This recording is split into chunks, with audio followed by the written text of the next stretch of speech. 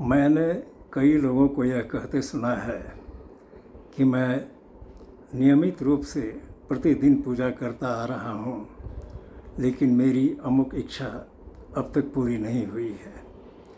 यदि वास्तव में ऐसा है तो निश्चित रूप से ही उनके पूजा करने में कहीं कोई चूक हो रही है।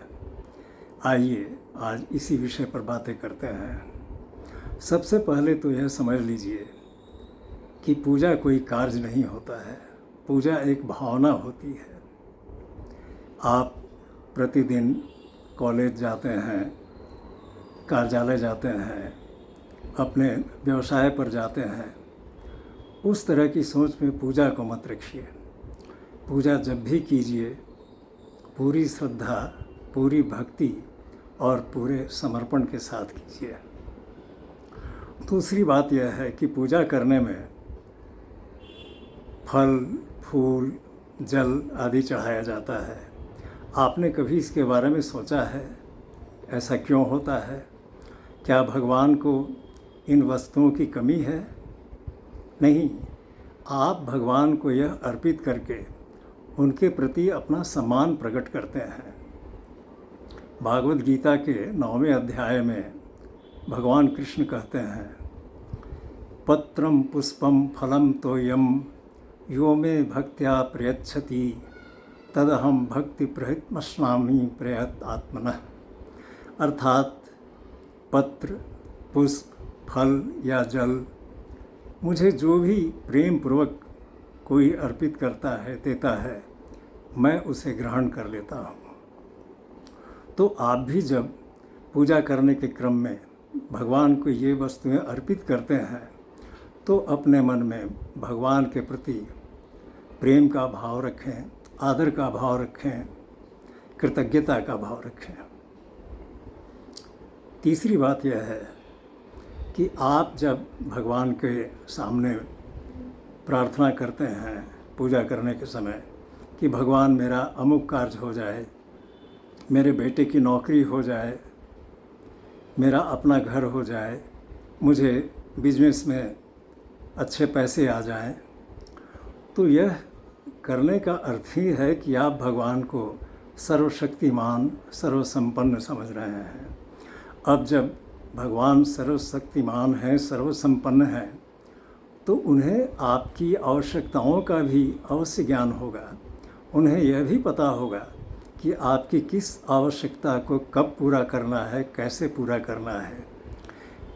फिर आप यदि प्रतिदिन उन्हें रिमाइंड कर रहे हैं, रिमाइंडर दे रहे हैं, तो इसका अर्थ है कि आपके विश्वास में कहीं कमी है या आप भगवान के सामर्थ्य को अंडररेट कर रहे हैं। गीता के 7वें अध्याय में यह भी लिखा हुआ है, अनन्यास चिंतयन्तो माम ये जनाः पर्युपासते तेषां नित्यभियुक्तानां योगक्षेमं वहाम्यहम्।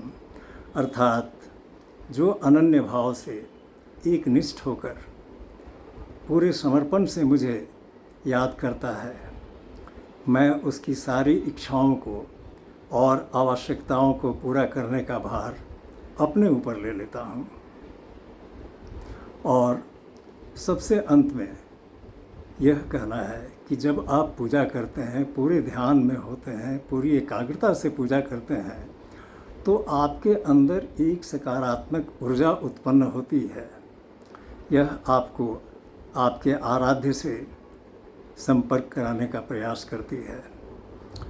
जैसे जैसे आप पूजा करते हैं, यह ऊर्जा बढ़ती जाती है, आपके संपूर्ण अस्तित्व में व्याप्त हो जाती है, फिर यह आपके आसपास फैलने लगती है। आप पूजा करके उठते हैं और अचानक अन्य कार्यों में व्यस्त हो जाते हैं। आप न्यूज़पेपर पढ़ने लगते हैं, टीवी देखने लगते हैं, मोबाइल पर बातें करने लगते हैं। यानी जो एक सकारात्मक ऊर्जा आपके घर में फैल रही थी, उस पर आपने ब्रेक लगा दिया। अब जब घर में सकारात्मक ऊर्जा रही नहीं, तो सकारात्मक परिणाम कहाँ से आएंगे? इसलिए आप जब पूजा अपनी ख़त्म कर लें तो कुछ देर शांत चित्त बैठें, फिर धीरे धीरे अपने वर्तमान परिवेश में आने का प्रयास करें।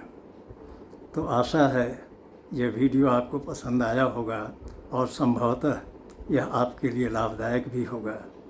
इसे अन्य लोगों को भी शेयर करने का कष्ट करेंगे और इस चैनल को भी सब्सक्राइब करने का कष्ट करेंगे। धन्यवाद।